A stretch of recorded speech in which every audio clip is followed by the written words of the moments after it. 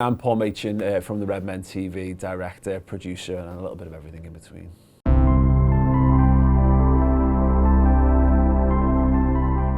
The most important qualities for me are, well, personality goes a long way, being able to engage with people, having a bit of chat, showing that you've got something about you. But the key one when it comes to day-to-day is consistency. It's having drive, having the ability to get yourself out of bed and get yourself into an office, get yourself into a professional working environment. It goes a long way. You know, I've found some incredibly talented people who didn't possess that skill, and they're no use. You know, we can't get anything out of them and they don't get anything out of our experience, because if you can't be there, then you can't learn anything.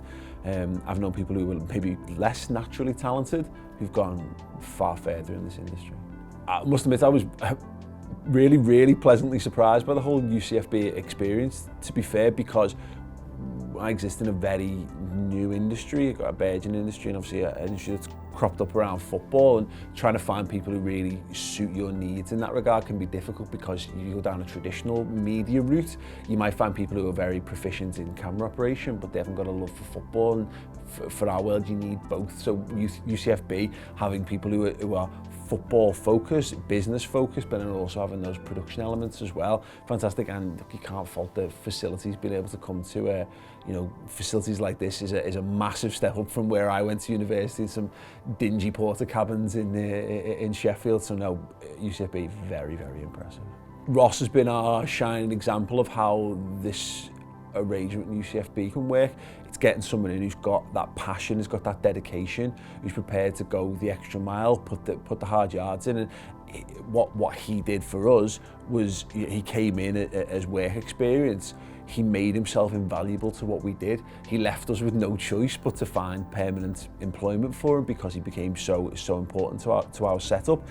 For me, that's what we're always striving to. He set the benchmark, because of what we do. It can be, everyone can do filming now, and everyone can record a podcast, and everyone can do things at a very basic level. But to get things to a professional standard, to get proper hands-on experience in a professional media environment, is still very difficult. The competition to get those places is even more fierce, because now anyone with a mobile phone can showcase filming. So being able to go get that experience gives you a leg up. It puts you a rung above the vast majority of people.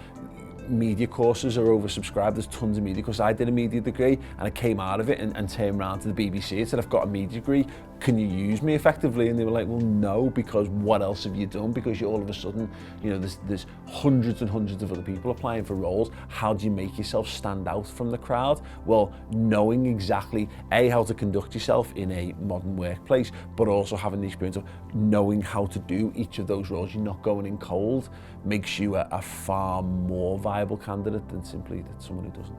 The rise of social media has fundamentally changed how fans support their team. It's fit in perfectly with the globalization of football. You know, the Premier League in particular has never been more marketable, it's never been more widespread. So now you have a world where there's fans of your football team, for better or for worse, who have never set foot inside the stadium. They've never set foot in the city that the football team has grown from.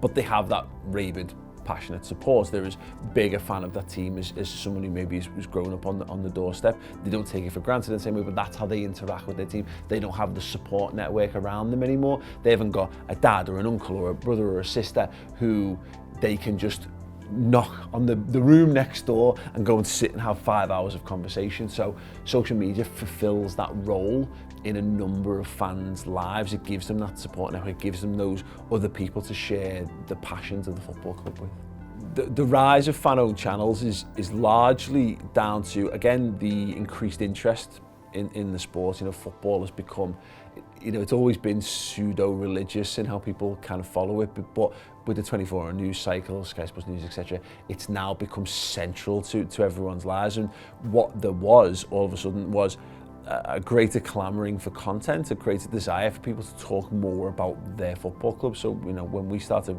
Wembley and Etihad, it's, you know, over a decade since we made the initial pilot, 9 years since we first went onto YouTube, there was in the mainstream you have people talking about Liverpool who didn't understand Liverpool. That's really annoying. When footballers who don't watch the games trying to pass opinion off as fact, very, very annoying.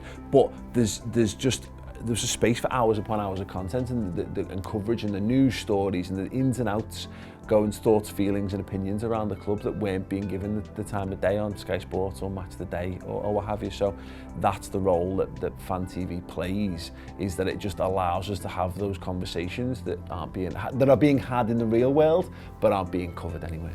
I think social media, I think we're on the route to Twitter being seen as a barometer of fan opinion, which is a very dangerous world, because we've seen it kind of happen in the past where so Liverpool's owners sacked Rafael Benitez a long time ago now, but it was referenced by one of the owner's sons, I think, how fans didn't really like him, which that wasn't the, you know, if you're on the streets of Liverpool, that wasn't the sense at all. But if you can gauge, you feel you're gauging wider fan opinion, then it might have looked that way through social media. I think Fan TV can have an impact.